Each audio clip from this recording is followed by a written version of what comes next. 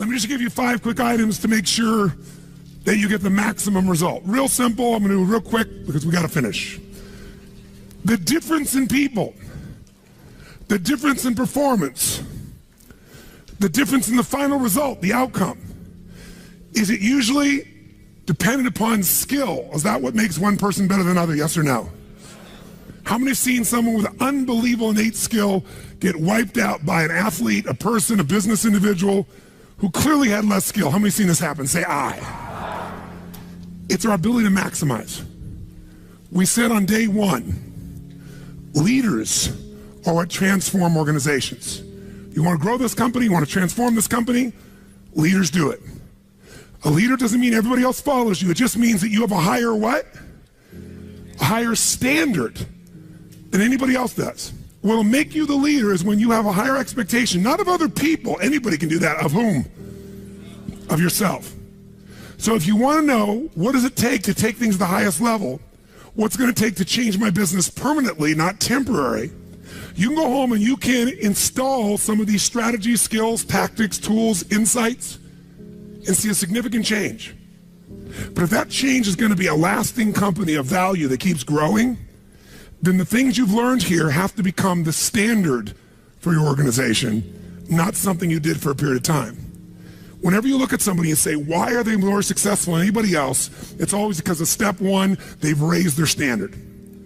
If you go back home and you want to change your life in any way, personally, professionally, or your company, as boring as it sounds, as stupid as it ain't it sounds, you might say, I spent all this time, this energy, this money, and you're going to tell me to raise my standards? Yes.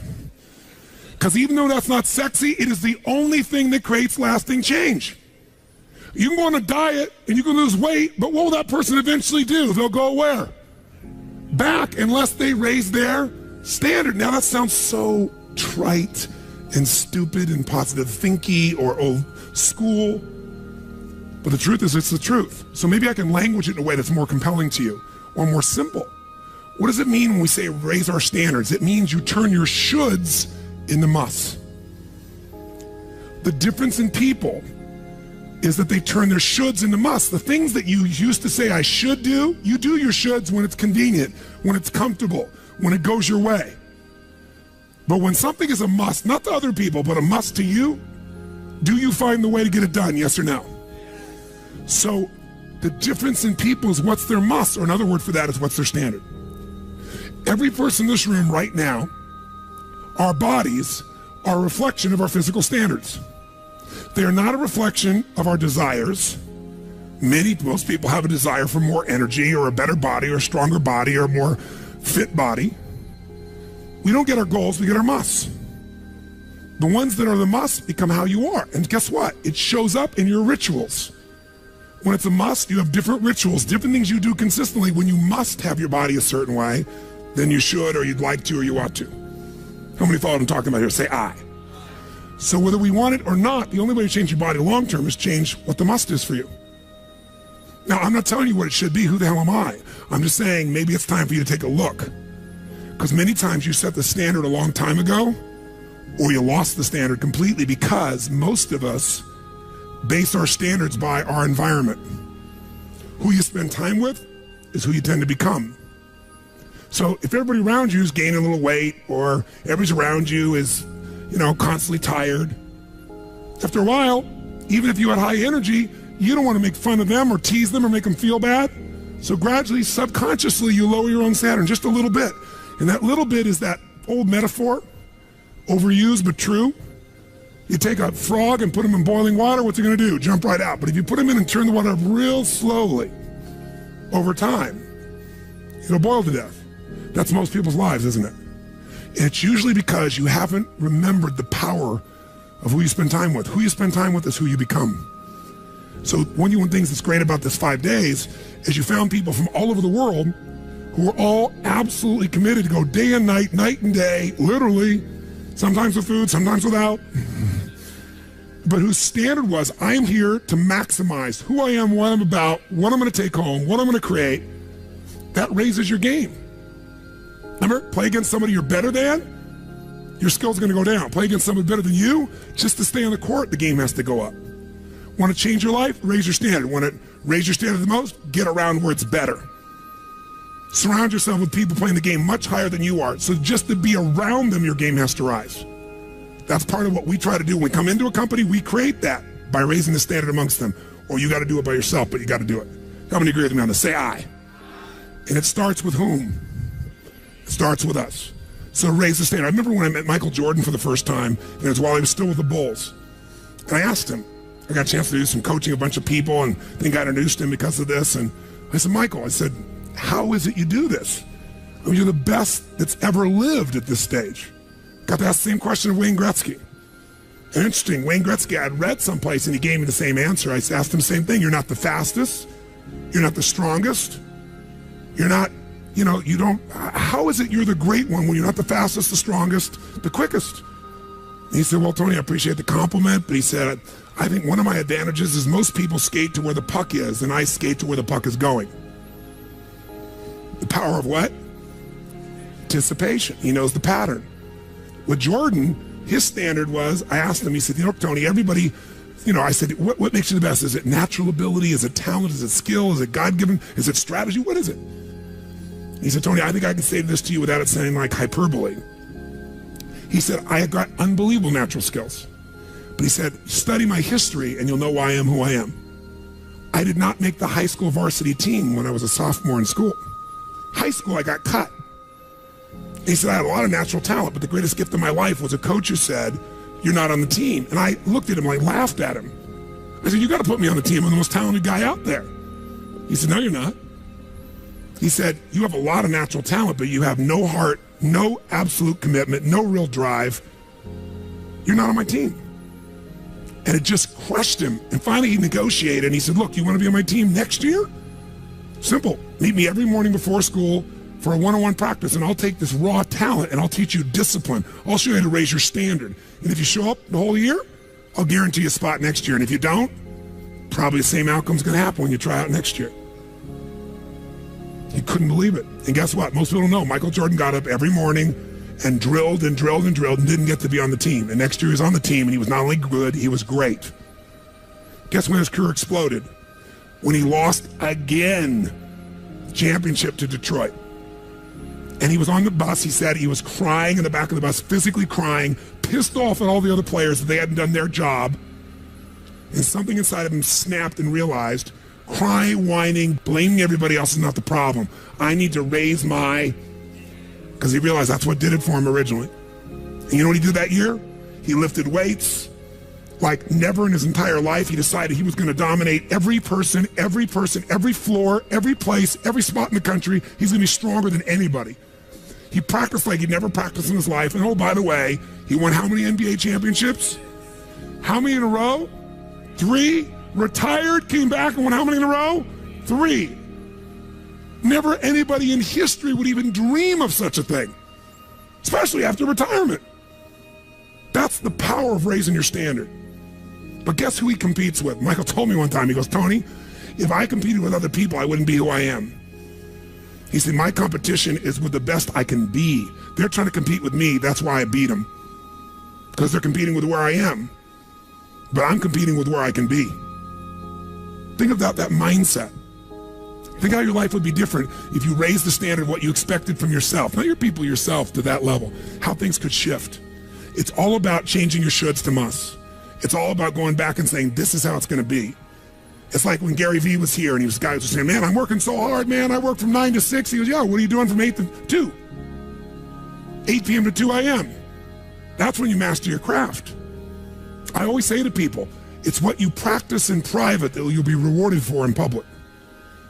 People say, oh my God, you have this great ability, this great skill. They didn't see all the hours. This class, this course, I know tons of this stuff like the back of my hand. But if you talk to my team who's exhausted, they'll tell you we're up to 4 a.m. almost every night. To be able to figure out how to provide for you a life cycle and get it to be real so you can think about Nike and give you accurate information about when did they really get to young adult, when they fall down.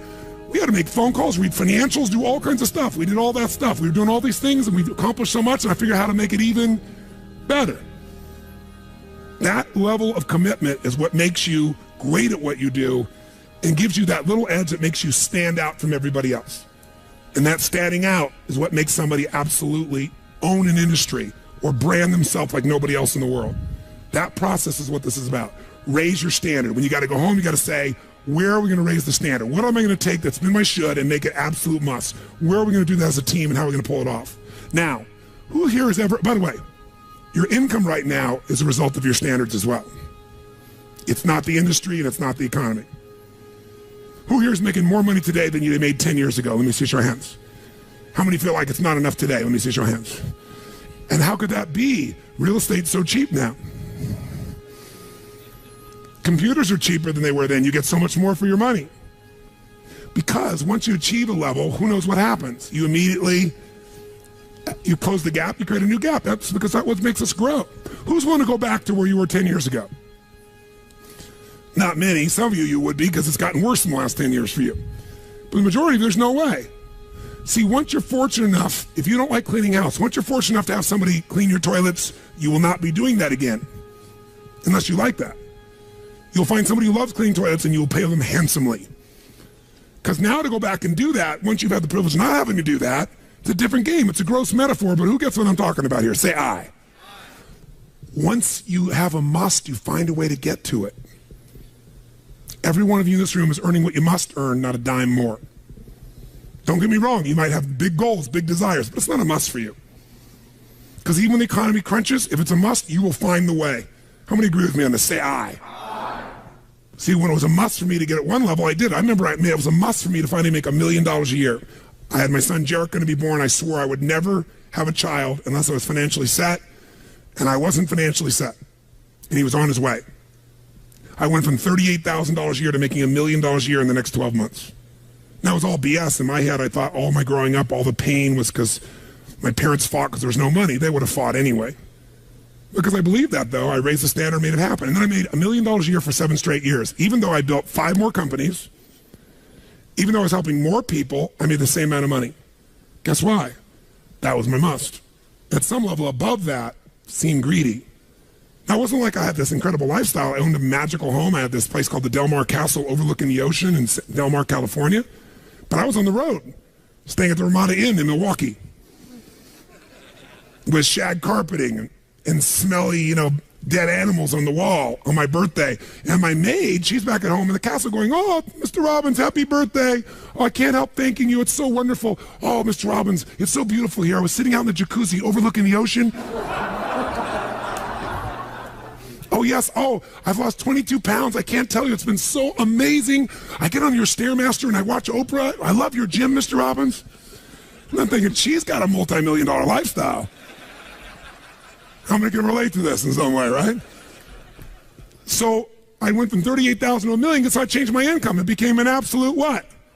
It was nothing about money. It was about growing. Because I knew to make more, I'd have to help more people. I'd have to expand. And I came with this goal. I wanted to feed all the people in San Diego that were homeless. First, my goal was 1/3 of the homeless people. And then my goal was everybody. I said, if I can go from 38,000 to $1 million, I should be able to go from $1 million to $3 million in 3 years. And I did it in 12 months. I found the why. I found the reasons. I got a different RPM. But it became a must for me, not a should. You're meeting your must, my friends. Maybe it's time to change your must. Some people's must is to survive. Some people's must is to be okay. Some people's must is to have freedom. Some people's must is to have more than they could possibly spend. Some people's must is take care of everybody around them. Whatever your must is, you're going to get it. When you leave here, get clear on your must. Or raise your what? Step 2, real fast. I'm going to do it real fast. Who here's ever raised the standard and you get out there and you go, I'm going to go do this. I'm committed. I'm going to change this. I'm going to make that happen. I'm going to lose 50 pounds. I'm going to take my company to the next level. And you're all excited. And then all of a sudden this voice in your head goes, who are you kidding? Who's ever had one of these? Raise your hand. Say I. So once you raise your standard, you got to get certainty behind it. You can sustain it. And that means you got to change your limiting beliefs. You got to change your limiting beliefs. And who has limiting beliefs, by the way? Who? Everyone does. So you got to become aware of it and you got to destroy it. Now, how to do that? Honestly, if you've been to the UPW, you know how. If you haven't, come join me in San Jose or someplace else. And who has limiting beliefs, by the way? Who? Everyone does. So you got to become aware of it and you got to destroy it. Now, how to do that? Honestly, if you've been to the UPW, you know how. If you haven't, come join me in San Jose or someplace else and come through the experience. When you change your limiting belief, everything changes. Because as you believe, so is it done unto you. If you believe you're right, or you believe you're wrong, you're right. Because whatever you're certain about, you find a way to support it. I always teach people to exercise. Try this. And if you know it, do it fresh. Look in this room real fast for everything that's brown in this room. I'm going to give you a test. What's brown? Quick, look for brown, look for brown, look for brown. Brown hair, brown clothing, brown. Close your eyes. Tell me everything you saw in this room that's red. Raise your hand if you see more brown in your head than red and say I. Open your eyes. Now look for red, look for red, look for red, look for red, look for red, look for red. Look everywhere for red, look for red. Raise your hand if you found more red this time. Raise your hand, say I. Why? Because you're looking for it. Because whatever you focus on, you'll find. In fact, you'll find stuff that's not there. How many saw beige, called it brown just to feel successful?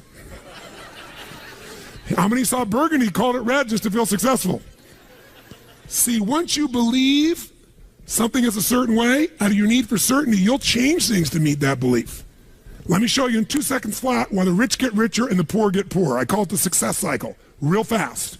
Draw yourself 4 squares, put them up on the screen here. You'll see, as I do this, take a quick look. You'll notice you've got the word potential up in the left-hand square. Up in the right-hand square is the word action. Bottom right is the word results. Bottom left is the word belief, or another word for that would be a sense of certainty. Potential, action, belief, results. And notice there's arrows in a clockwise fashion where they just keep feeding each other over and over and over again. So again, it's potential, action, results, belief, or another word for that would be certainty. Now, do you ever notice how rich people tend to get richer and poor people to get poorer? And I don't just mean rich in financial terms. I mean people that are rich emotionally. Do you ever notice how happy people tend to get happier? And depressed people tend to get more depressed? How many found this to be true? Say I. It's because the power of momentum and what I'm about to show you. So let me show you something here. What's the potential of any human being? You tell me, quick. Unlimited. Do most people's results reflect that true potential? Yes or no? No way. Why? Because most people aren't taking enough what? But is it possible to take a lot of action and still get lousy results? What if you got a salesman that works for you and they walk out and they knock on 100 doors and they say, you wouldn't want to buy anything from me, would you? Or they don't say that verbally, but they say it non-verbally. Is that going to affect their results? Yes or no?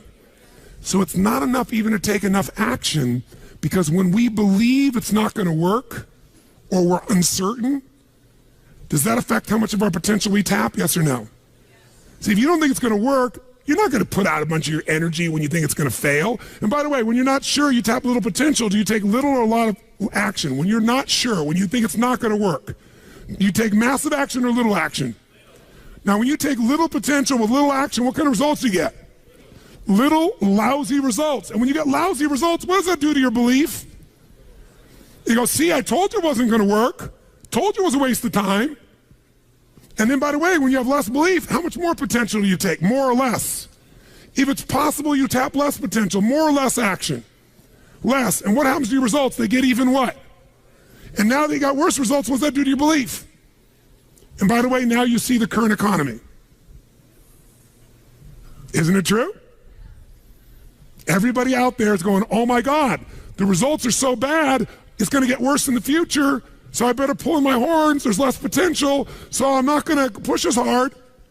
I'm not going to take much action. Oh my God, I'm getting lousy results with little potential action. Oh my God, it's going to get worse. That's what creates a recession, depression, whatever you want to call it. How do you change that? By the way, can it work the opposite direction? What would happen if something inside you gave you so much certainty inside of you that you felt absolutely certain that recession was your friend? That the worst economy for you was the greatest time on earth, and all you had to do was manage your state and apply your fundamentals and immerse, stay coached so you don't get off target, keep taking action, and you could own your business and you go to other people's businesses. How many believe that, by the way? Now say I.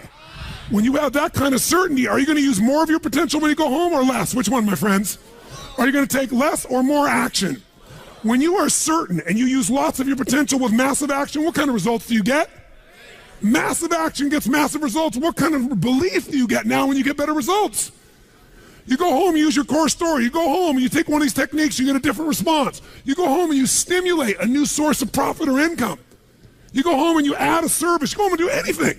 And it works. Your brain goes, yeah, it works. Now, by the way, at Home X, we went in there. Thank God we went in there because they took our stuff and it looked like it wasn't working. Do you remember that? Yes. Because some people there didn't want the change to happen. So we had to dig in and find out it was working. We knew you can't take action. You can't sow that seed and reap nothing.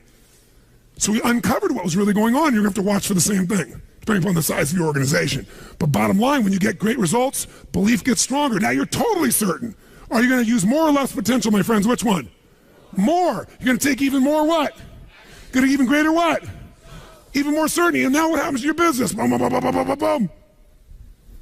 And now you have a different momentum. And so your economy does not have to reflect the economy. You get to create your economy. You get to decide whether you freeze to death or ski or snowboard.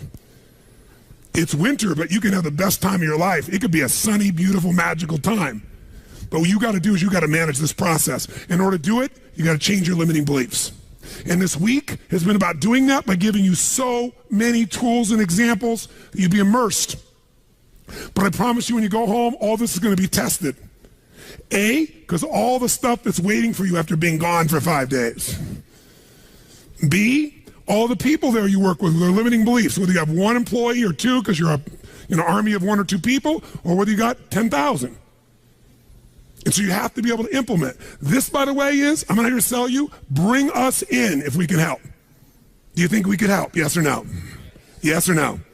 Bring us in and we'll do it. Or get your team together and find a way to make sure this momentum goes in the right direction. Make sense? Yes. This is the must. If you have this high standard, but you don't really believe because the momentum's in the wrong direction, having the tools will be worthless. That's where certainty, that's where everything else we teach, that's what I do in my events, that's where you guys have been there before, that's what you got to bring to the table. What are the 5 keys for integrating this? Number 1, you got to go home and raise your what? Come on, guys, raise your what? Which means turn your shoulds into. Step number 2, you got to go out and change your limiting what?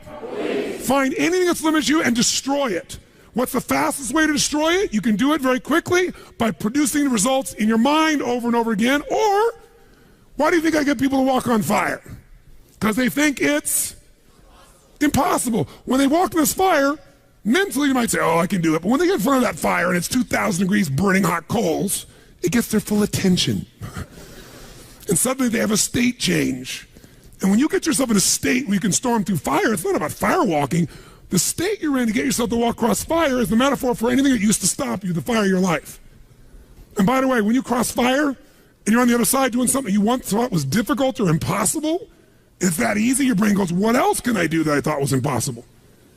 It's unbelievable. It's not intellectual, it's emotional. Plus, after fire walking, cold calling is not a problem. You get the idea, ladies and gentlemen? All right? So what we're really talking about here is changing your beliefs. Now, here's the 3rd key. If you're going to get maximum results, you got to model what works.